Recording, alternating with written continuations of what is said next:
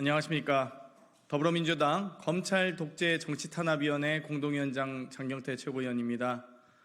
정말 오늘 이 조작 수사의 끝판왕, 또 이 조작 수사의 끝으로 여러 가지 아쉬운 부분이 있는데요. 결국 또 검찰이 이 사건에 대한 기소를 결정하고 이재명 대표에 대한 정치탄압을 한 건 더 추가했습니다. 기자회견에 앞서서 먼저 참석하신 분 소개 올리도록 하겠습니다. 검도기 부위원장 맡고 계신 김지호 부위원장님 모셨습니다. 네, 그럼 바로 기자회견문 낭독을 시작하겠습니다. 없는 죄를 만들기 위한 검찰의 조직적 회유 실체를 반드시 밝히겠습니다.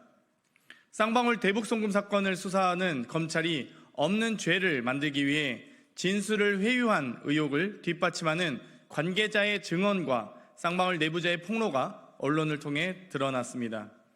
신명섭 전 경기도 평화협력국장은 언론과의 통화를 통해 검사가 처음엔 이화영 부지사와 둘이 만나게 했는데 나중에는 검사도 내게 그에 맞춰서 진술을 바꾸라고 회유했다.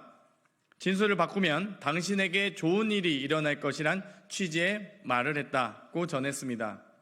신 전 국장은 자신이 구치소에서 적은 문건 3장을 제시하며 검찰 주선으로 이화영 전 부지사를 면담한 날짜를 6월 18일, 6월 21일, 7월 17일, 그리고 6월 18일 이전에 한두 차례 더 있었다고 특정하며 진술 회유에 관한 상세한 정황을 밝혔습니다. 이뿐만이 아닙니다. 참고인 신분으로 수원지검을 7, 8차례 오간 쌍방울 핵심 내부자 A씨 역시 언론을 통해 대북 송금 사건의 주요 피의자가 한 자리에 모여 있었고 나도 그중 하나였다는 구체적인 폭로를 이어갔습니다.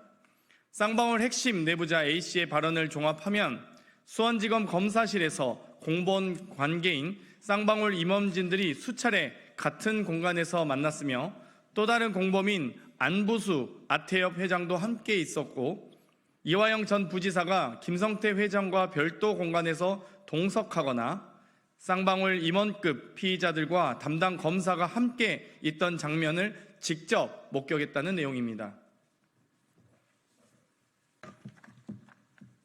또한 A씨는 수원지검 검사실의 배치 구조를 설명하면서 교도관들이 진술 세미나가 벌어진 현장을 정확히 목격했지만 이를 제지하거나 항의하지 않았다며 교도관들이 영상 녹화 조사실 복도에 있는 벤치형 의자에 앉아 있었고 여기서 유리창을 통해 영상 녹화 조사실 안쪽을 볼 수 있었지만 대화 내용까지는 들을 수 없었다고 전했고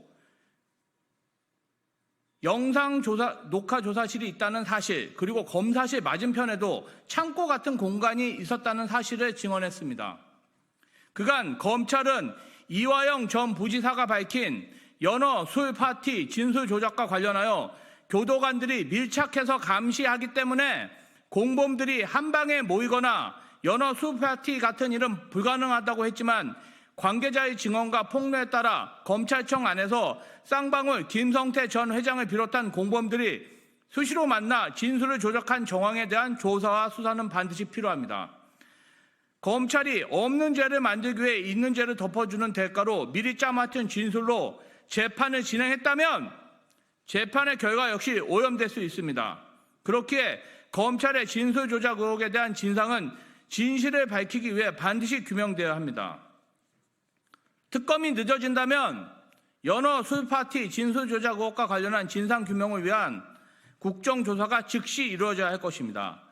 지금까지 관련 수사를 담당했던 홍승욱 신봉수 수원지검장, 김영일 2차장 검사, 김영남 형사 6부장 부장검사, 박상용 검사부터 현재 수사를 맡고 있는 김유철 검사장, 안병수 2차장 검사, 서현욱 부장검사, 송민경 부부장 검사까지 관련된 모든 검사들과 담당 교도관 및 관련자들에 대한 증인 채택 및 관련된 자료의 국회 제출을 통해 진실을 밝혀내야 할 것입니다.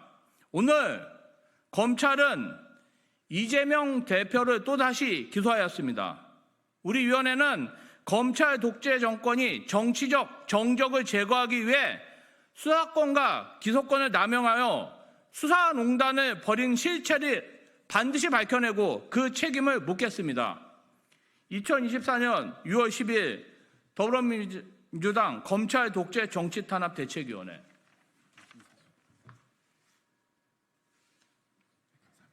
감사합니다.